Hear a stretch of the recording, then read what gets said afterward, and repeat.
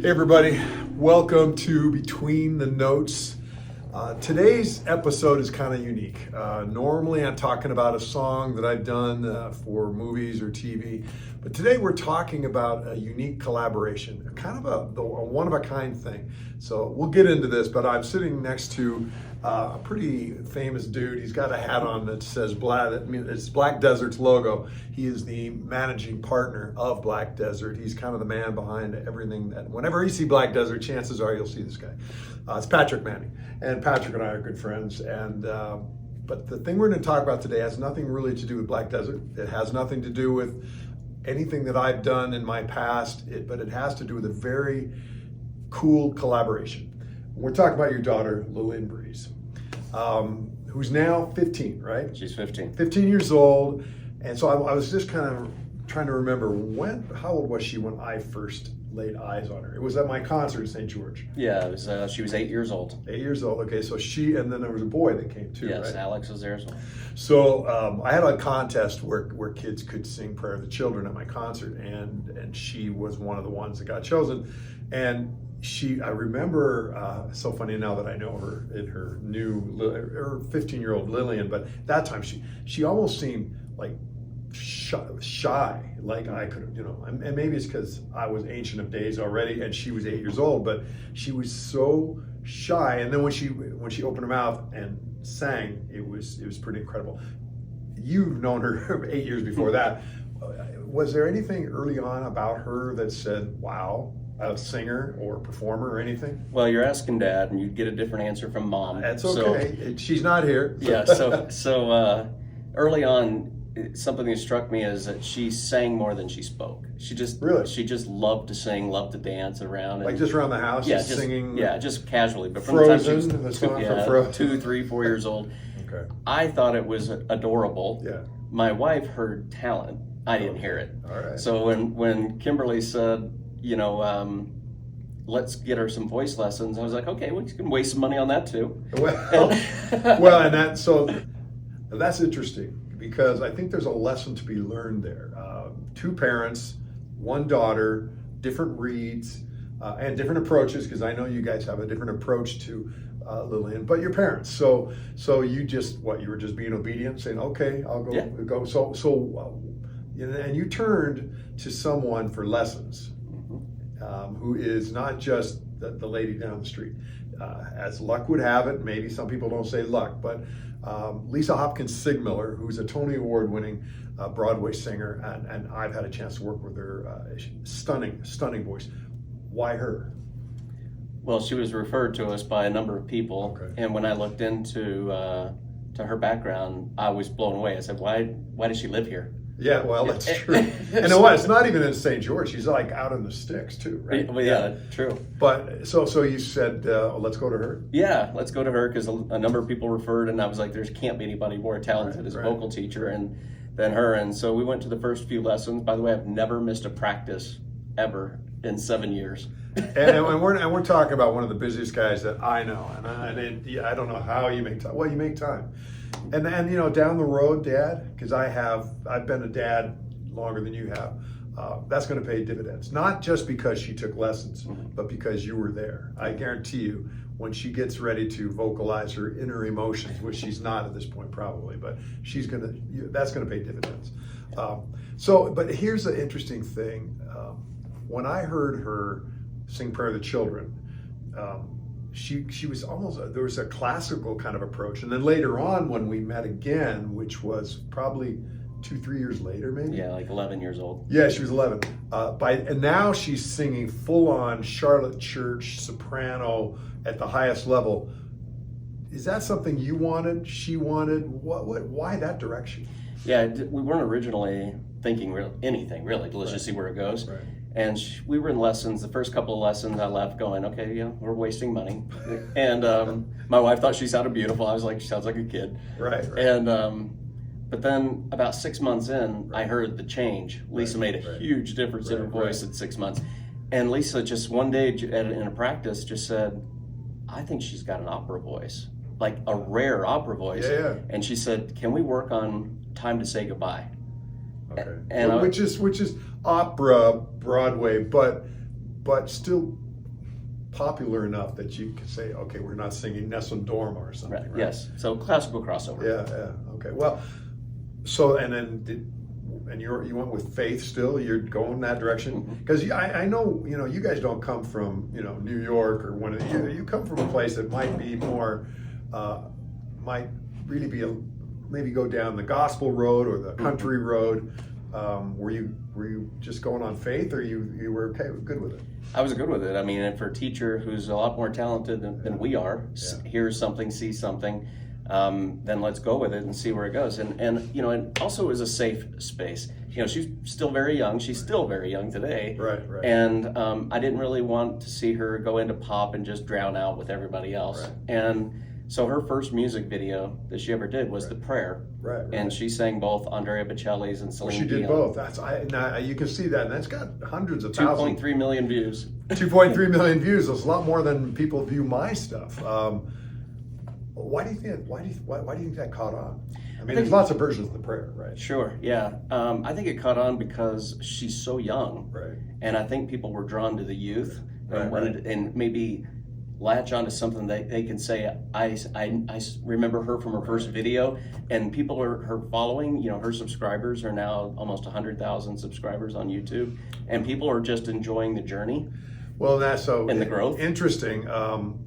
I was intrigued by her voice, maybe for the same reason. Of course, I'm a musician, so I could see around the corner, but I mean, it's kind of the Charlotte Church approach in a way. It's like, wow, beautiful young girl, opens mouth, incredible voice comes out. That's where that at the beginning that might have drawn a lot of people, but that's not going to keep them there for very long, especially as her voice started to change. Well, let me not get ahead of myself here, and we're going to talk to Lillian a little later in the episode, so you're going to hear her. I'm really anxious to hear her views. So I remember coming into the picture. Lisa called me, and she said, "I've got this family, and kind of talked a little bit about you guys, and then talked about Lillian." And at that moment, she turned me on to some of the videos. So I watched the video and said, "Wow, that's really cool. What do you want to do?" And we talked, and we want to do Pia Jesu. And that song, to me, to be real honest, I think it's a beautiful song. But the way it's normally done and the way Andrew Lloyd Webber wrote it it's very repetitious. Da da dee da da da da da, and it stays pretty much. It's beautiful, but it never really goes anywhere. So. And here's where the collaboration comes in. And this is the part of the equation that I love. And I think even with your business interests and your developer interests, you believe in the same thing. Collaboration, it takes an incredible amount of trust. So, I trusted Lisa's vision of that song. I hadn't really chatted with you guys about it, but she had this vision. She trusted my vision to say, well, what if I kind of do something with the song that's not like Andrew Lloyd Webber, but I do something incredible. And the idea also was to have Lisa sing it with Lillian. And of course, Lisa's got this amazing voice too. And then we were going to get Jenny Oaks Baker involved, which is another collaborative aspect of this. So you had to trust. You had to trust. And we hadn't met really, but you trusted Lisa. I love that part of collaboration. I say it all the time. I'm a guy with notes on a page, without musicians, without orchestra, without teachers, without an audience, the notes mean nothing. So I have to collaborate and I have to trust. Tell me how that works for you. You obviously trusted Lisa. Did you say, "Oh, I don't know who this Bestor is, but hey, let's just throw some more money at it"? Well, I'm like you said. If you're going to do anything big, if you're going to do anything sustainable, the big requires collaboration, and the sustainability requires trust.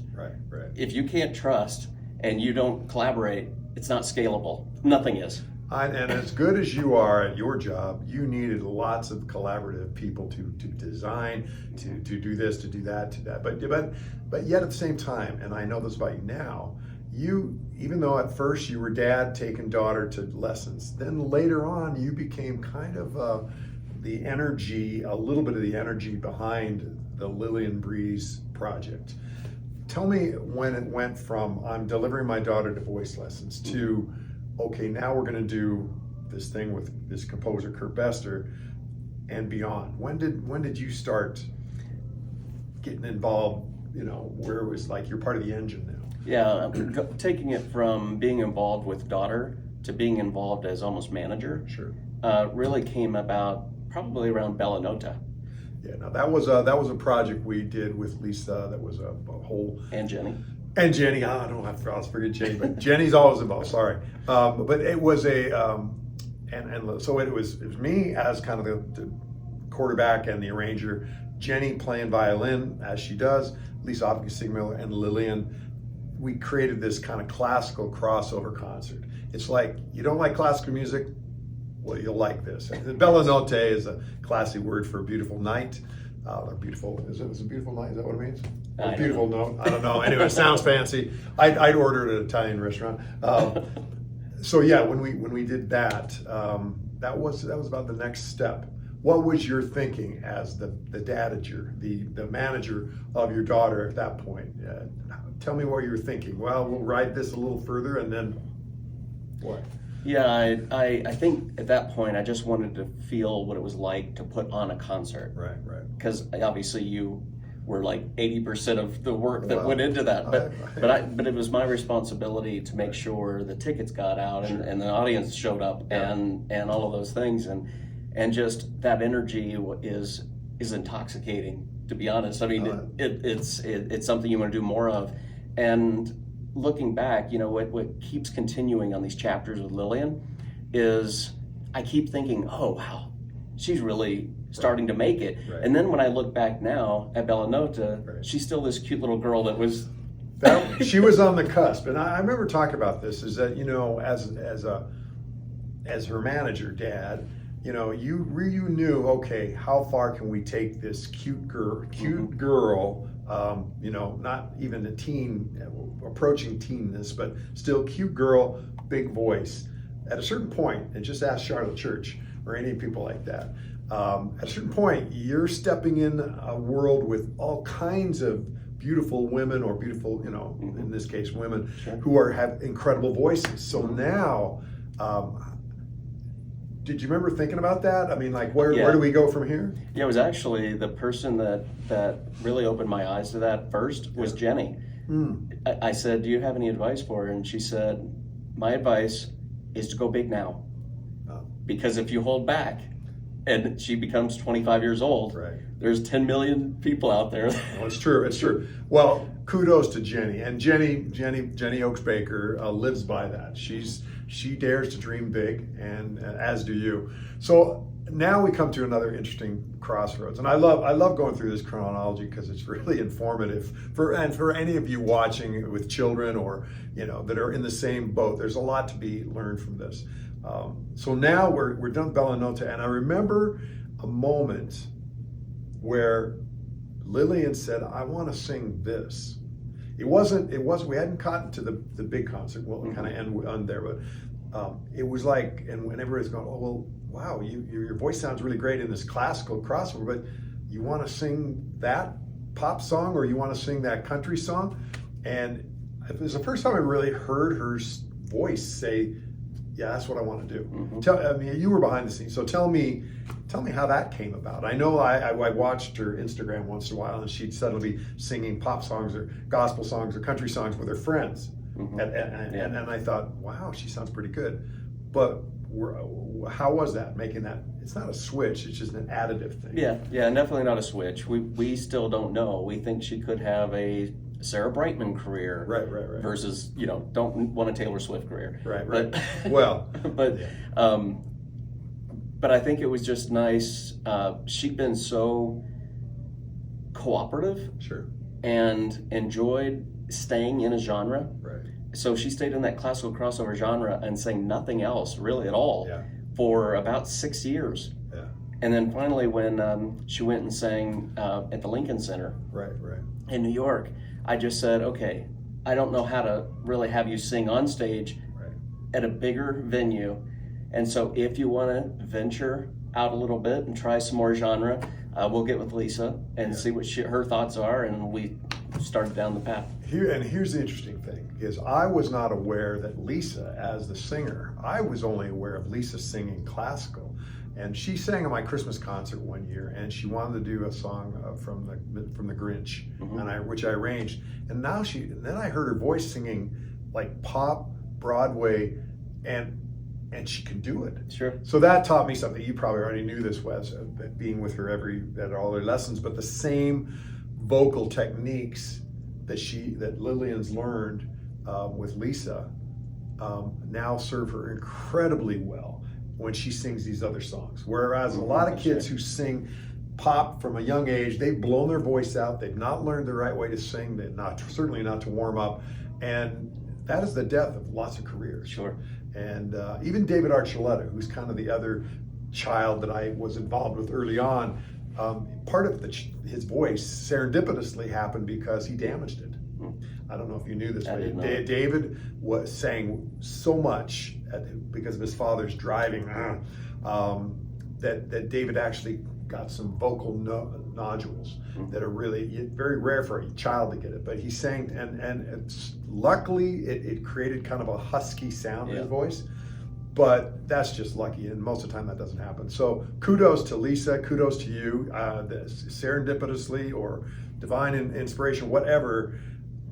Now she has the voice. She has the ability to sing all these styles, which kind of brings us up to, there are a lot of things we did along the way that I was going to be involved with, but the big thing, and this is where Patrick Manning, is where you dreamed so big that you said, hey, let's do a concert at a place that holds 4,000 people outdoors with an orchestra singing all these songs. I remember actually Kimberly came up to me, Patrick's wife, came up to me, and she said, yeah, we want to do a concert. This was like February, I think, and it was after, I think it might have been after Bell and Monty or so. Anyway, she said, we want to do a concert. Okay, yeah, great, Kimberly, that's right. I didn't really, it just kind of went out one ear, and I thought, oh, all right, what if it happens? But I wasn't thinking like you. And then you came up and talked about what it was. And I didn't say anything at the time, although you probably felt my hesitance. It wasn't whether I had the time to do all the arrangements, because you put together, and Lisa, a show that was crossover classical, Broadway, country pop, old pop, like blues. It had, and I to myself, I thought, yeah, she can pull it off, but can it be believable? It cost money, as you know. It wasn't cheap venture. It took a lot of investment, and we can pull it off, but can she pull it off? Right. And I didn't really, honestly, I didn't. The look on your face was, you're crazy. Well, it kind of was, and I mean, look, some of the styles I'd give her an A+. A couple of styles I'd give her maybe a B-. No offense, and that's not a bad grade at her age. But even the stuff that she wasn't totally comfortable in, she totally pulled off. Even the thing, and this is where you have a nice big Rolodex, to use an old style, and you pulled in a few favorites. You got Thurl Bailey to come. That was the song I was most worried about, not for her, but for him. But he learned it. Anyway, they did a little Broadway shtick. But overall, she took a huge step. Does she feel that way? I'll ask her. Yeah. But does she feel like the confidence that she gained? Did she feel like, was she nervous? She never looks. Not really. She every time we leave a concert, she is very critical of herself. Yeah. Okay. And so I don't know if Bella Nota, any of them. Right. I mean, her concert she's done with you. Right. She's beating herself up. She's going, I could have done this much better. I never hear that from her. Yeah. And she only says it to me. Right. And but when we were leaving her first headliner, at 15 years old, we get in the car, and I said, "How do you feel like you did?" Yeah. She said, "I feel good." Good. And I was like, "Oh wow, that was a pretty simple answer for a third Well, headliner." and that's okay. So that's why she's Lillian Breeze. That's why who knows what's going to happen. And I think what I love most of all, and we'll maybe end with this, is you took her to vocal lessons. She was obedient. She listened to her teacher at a young age. Yes, I'll sing this, I'll do that, hold this in, all this stuff. She was, as a child, she was very obedient and trusted in all the people around her. And as she got a little older and started to express her own desires and her own direction in music, she kind of pushed a little bit, but it wasn't bad. It was good, but it was all. There was never disrespect. No, but she has the love of it. Early on, I think she loved singing, but I don't know if she probably loved going to lessons. Maybe she did, but I don't trust people that like to go to piano lessons or vocal lessons. But at the end of it all, and it's not the end, at the beginning now of her career, she knows what it's like to be passionate and want to do something like most kids. But she also understands, and this is my gospel according to Kurt. In music, there are no shortcuts. Even though you were able to come up with the investment in that concert, which is no small feat, but there was no shortcuts to get all those years from here to there. There were no shortcuts. And instant gratification is a disease of today's society. Kids don't want to. I don't want to take piano lessons, but man, if you can get your kids involved in music lessons, almost more than anything else, that stepwise progression to get better and better is going to serve them the rest of their life. So kudos to Dad, driving her to lessons, to Tuacahn last year. I don't know. I'll ask you, and then I'm going to ask Lillian when I chat with her. What do you hope is next for her? I'm still loving the idea. I mean, the headliner was great, but I'm still on the track of collaboration. I'm still on the track of, like, we had Scotty McCreery, 7 #1 hits. Yeah. He spent quite a bit of time with Lillian after the concert, and they're talking about a collaboration. She comes out and sings with Scotty McCreery, and maybe we actually talked about you composing 5 More Minutes, his most famous song ever, into a duet. And happy to do it. Yeah, but I mean, we've got about 5 or 6 people on the radar that I think I like the idea that she shares a stage with different people to see their styles. Right. And I got to tell you, that Scotty McCreery concert, this was so cool. We had front row seats, and she made me wear a cowboy hat and cowboy boots. Yeah, I saw that. Yeah. I'd stick with this. So, but she was wearing a cowboy hat and a cute outfit. And, at Tuacahn, people sit, right? They don't stand. Yeah, and I mean, they'll standing ovation, but they don't stand during the concert. That's true. And so she stood in the front row the entire time and danced and was singing along, and her arms are going crazy. I must have had 50, 60 texts from people in the audience that knew who she was and thought it was so cool that she's at someone else's concert having a blast. And that's the other thing, is that she learns by watching other people perform, be it Lisa, me, or anybody, and of course certainly Scotty and other people. You learn a lot by listening to other people sing and watching how other people perform, whether it's subconscious or not. And I saw it in her when she was performing at her Tuacahn headliner concert. I thought, nobody taught her how to move like that. And I think those things, they go in your data bank from going to concerts. Yeah. Well, Patrick, thank you. Thanks, Kurt. You get Dad of the Year. And stay tuned. We're going to talk to Lillian Breeze next, and maybe she'll discount everything you just said. All right. Cheers. Hey, everybody. I am back with the second part of a 2-part series, Between the Notes. I had a chance to chat with Mr. Patrick Manning. Yes, he is the managing investor, groovy, whatever he is, over at Black Desert. But we talked as father to the lady we're going to talk to now. Ladies and gentlemen, this is Lillian Breeze. Lillian, nice to see you. Nice to see you. How's school going? Bad question? Going great. All right, we'll move on. You're in what grade, though? I'm in 9th grade. 9th grade, so that's a freshman, right? Yes. Do all the seniors and juniors make fun of you at school? Yes. Yeah, my daughter, she's a junior, so she goes, man, I can't believe how little all the freshmen are. But you're almost done. You're going to be moving on, and then you can make fun of the little grommets coming in. That's freshmen. So excited.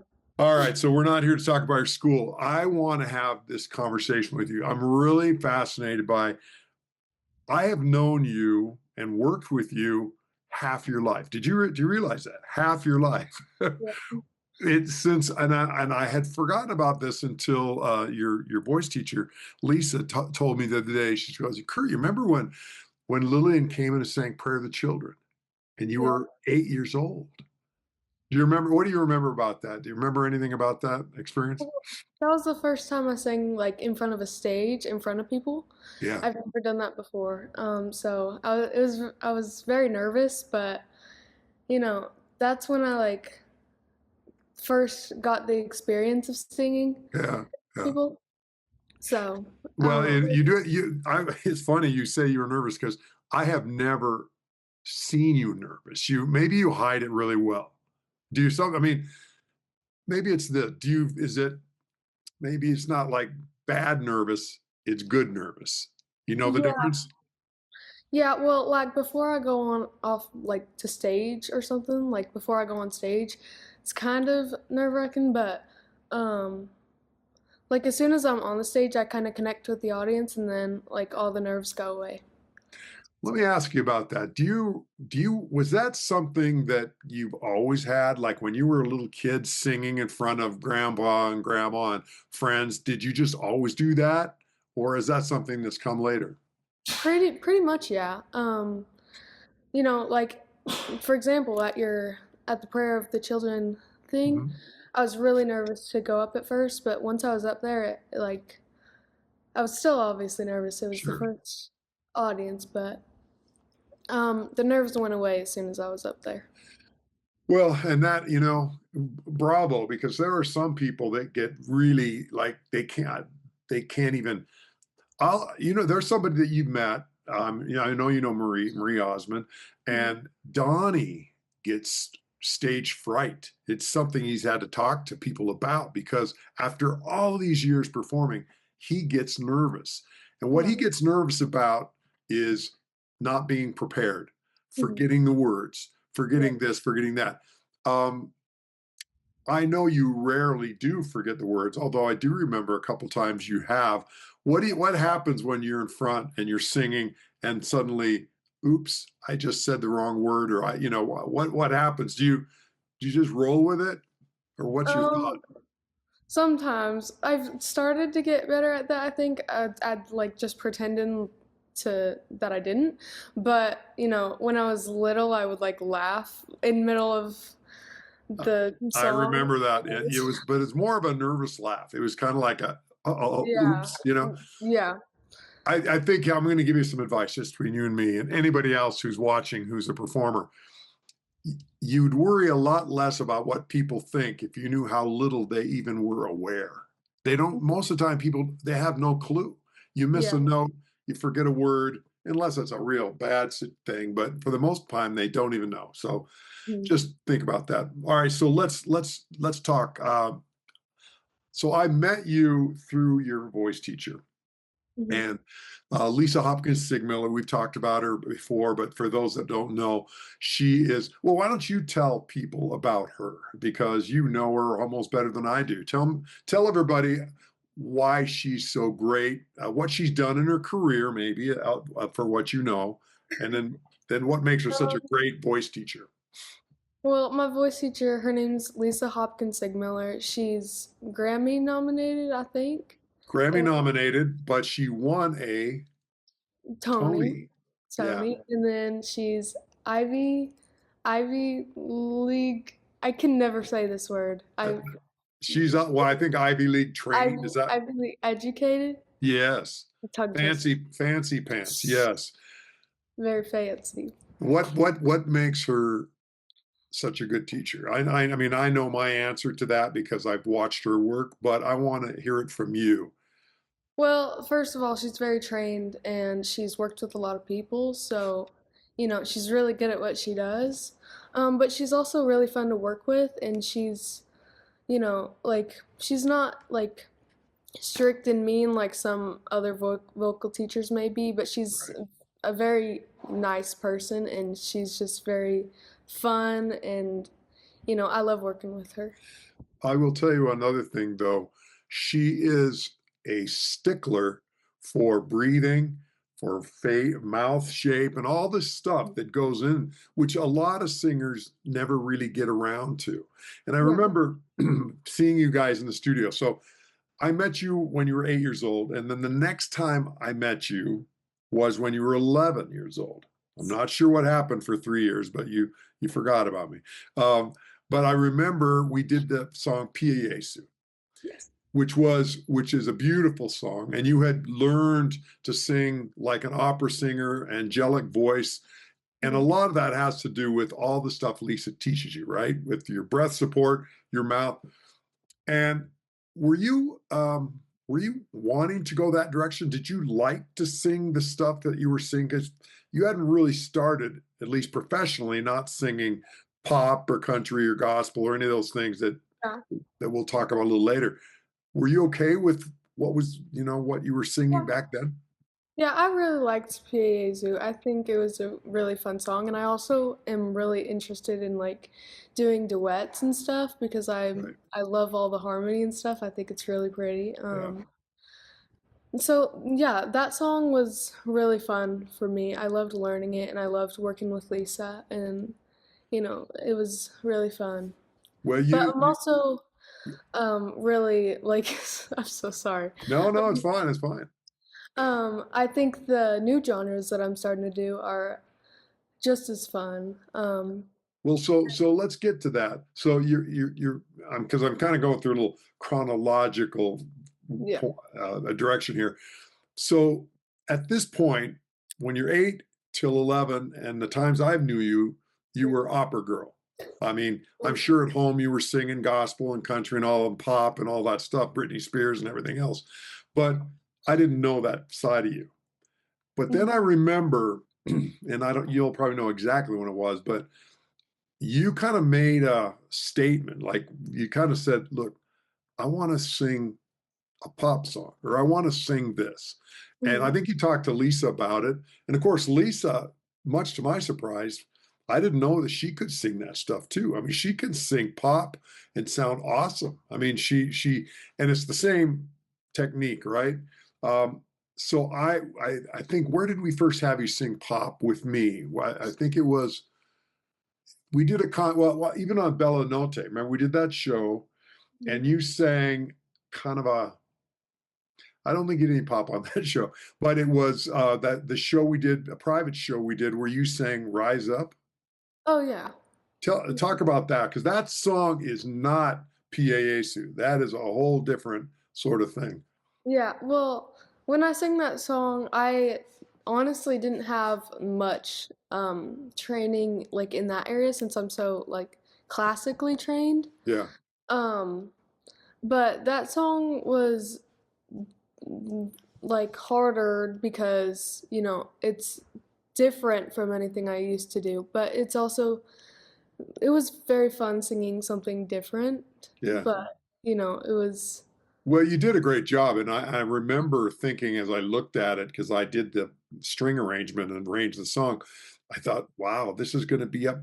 She's going to be belting." Mhm. Normally, you go up into your head voice when you Yes. go up high. This is Yes. going to get you to belt a little bit. Mhm. Um, is that something that Lisa could help you with? Saying if you go up high like that, remember to do this. Yes. Yeah, that's exactly what she does. And it sounds weird, like it sounds weird to explain it, but I don't know. She explains it in a way that I understand, and Well, that's all that matters, and because the audience isn't going to care what you studied, they're only Mhm. going to care about the finished product. Well, Yeah. because you haven't had like thousands of years on this earth, we get really quickly through your career. But the thing I really wanted to talk about was, okay, I met you when you were 8. We did PAA Sue, which people can go on to YouTube. In fact, we'll put a link to it and people can watch you. You're a lot younger, but you look and sound amazing. Jenny Oaks Baker's playing violin. I'm the old guy at the piano. That was a lot of fun. So we'll put a link to it. But then you had this idea, and I don't know. I talked to your dad about it, so I know his point of view. But I remember your mom coming up to me and saying after a concert, "Hey, we're going to do a big show, like a headliner show." And I Mhm. remember, and I'll admit this to you, I remember thinking, well, yeah, right, sure, that's going to happen. I mean, not because you couldn't do it, but it's like that is such a huge dream. I mean, that's such a huge undertaking. And then when it's you and Lisa and your dad and your mom started to explain what you wanted to do on the show, which was basically girl singer A to Z, from classical to R&B to country to gospel. I was thinking, okay, great, well, nice, well, we'll give it a go. But then you pulled it off. I want to know, were you nervous about trying to do all of that stuff, all those styles, learn all those songs, stand on a big stage? Was it at all? Did you want to like say, "Hey, mom and dad, can I just go to the mall and be a teenage girl?" Well, I was actually really excited for it. Like, obviously, I haven't sung at Tuacahn before, I don't think. So, well, like, Yeah, besides before which that. is an outdoor theater for people that don't know. It's an outdoor theater, seats about 3,000 people, something like that. It's crazy. They do all these Broadway shows, and it's gorgeous. If you're in St. George, Utah, you got to go there. But you had never Well, sung. sorry, I totally forgot. I have sung at Tuacahn before that. But Tuacahn's pretty hard because, you never know what the weather's gonna be like. So I was scared for that. Yeah. I don't want to get rained on while singing. That's not fun. Um, Well, but you were so I was thinking you'd be nervous about singing all these songs, and oh, would your voice hold up? Can you do a whole concert? Were you ever thinking like any of those things? Was that intimidating? well, I do have problems sinus wise. So I had a sinus infection when I sang that Wow, when I was at that I did not concert. know that. You did not tell me you hid that. And so I was kind of scared that my voice would give out. And before that concert, I had another little concert at Utah Tech, I think, Uh-huh. and my sinus was problems were really kicking in, and I was not able to do that concert. My voice was cracking the entire time. I forgot so many words, and that was the first time I ever like sang a lot of songs like in a row. Right. I never really do that, and so, but like I practiced a ton before the headliner, and so I think it was the adrenaline that helped me a little bit. Sure. Um, but yeah, I was scared at first, but again, once I got like onto the stage, I Yeah. think all the nerves went away. Well, so I mean, I have been on stage, for many, many years, many decades, and it's like a muscle, right? I mean, it's like you start getting confidence being on stage, Mhm. and that's only going to get better and better and bigger and bigger. So let me ask you this. So now you've done all these styles, because for those that came to the concert, you virtually did about every style of music that could be done. What do you think? Where are you going from here? What's your dream? Forget what your mom and dad want. Forget what your producer Kurt wants or Lisa. What do you want to do? If I'm being honest, I'm still trying to figure out like where I want to go. I haven't fully decided that yet. I'm like trying new songs like um I have a concert coming up right now where I'm like doing different songs than I usually do. Hmm. So I'm still trying to see like what genre I love to do the most. So my parents are super supportive about that. They're like, Yeah. you can do what you want, but I haven't figured out completely what I like to do. Well,